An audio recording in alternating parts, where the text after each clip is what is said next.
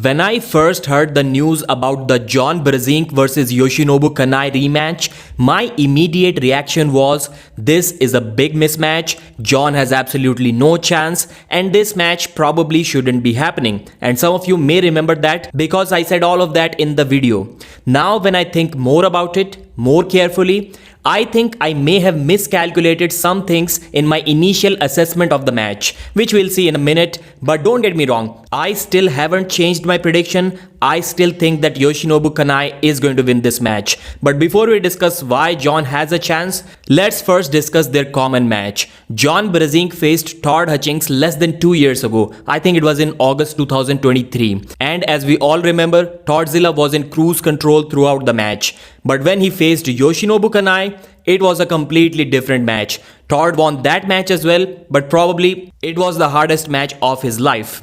I have said this many times that John struggles against a King's move. Pinning an exhausted Michael Todd once does not mean that he cracked the King's move code. Even the Yoshinobu Kanai 2016 match was difficult for John, which he lost by the way 3-0 because of Yoshi's King's move. So definitely he's going to struggle against that in 2025 as well. But then suddenly I remembered that how can I forget back then, there was no rules about the shoulder dipping below the table in a losing position. And now, as we all know, the shoulder going below the table in a King's move makes it twice as difficult to pin the King's move. So John wouldn't be facing the same problem now which he faced against Yoshi in their 2016 match when Yoshi's shoulder was below the table. Now the rules are so strict that sometimes we have to go back and watch the replay if the shoulder really went below or not. And the second thing which is favoring John here is his shoulder health. Last year, John mentioned that his shoulder is feeling better than what it has probably felt in last 10 years.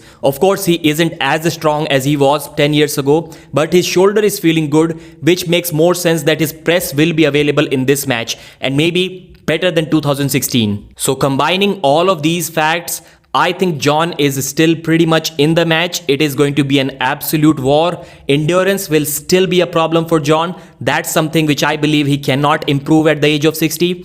But for sure an amazing match. But in this recent practice poll, the fans seem a little bit worried about John. He seems to be in a little bit of pain. He's getting pinned by everyone, put out of position by everyone. But this is John. I know all of the arm wrestlers like to say that practice pulls are just practice pulls. They weren't going really hard, but that is genuinely applicable on John, unlike some of the other arm wrestlers who claim that they weren't really going hard. Todd Hutchings says that every guy in the practice pool believes that he can defeat John after practicing with him. Engin has announced another super match for East vs West 18. Evgeny Prudnik vs Cody Spur Merritt left arm super heavyweight match.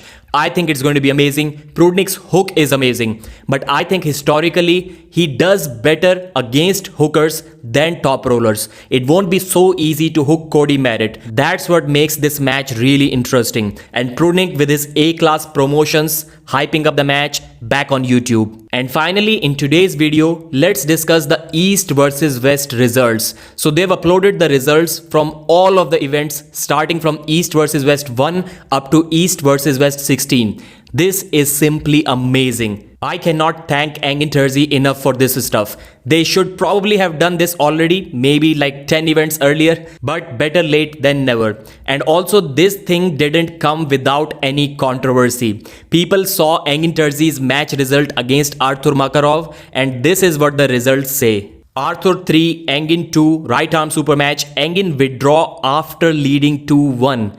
Who writes results like that? Then immediately I went to see some other matches if he has written similar stuff about other ones as well. Then I saw the Paulin versus Rustam match. Rustam withdraws due to injury. I think he forgot to mention here that Rustam was also leading 2-1 before he withdrew from the match because of an injury. And the same thing for the Curtis Cameron match as well. Curtis withdraws due to injury. So in the result of both of the other matches, the word injury has been mentioned, but it has been left out of the result of the Engin Terzi match. Please mention your thoughts about this in the comment section, like the video, and I'll see you again.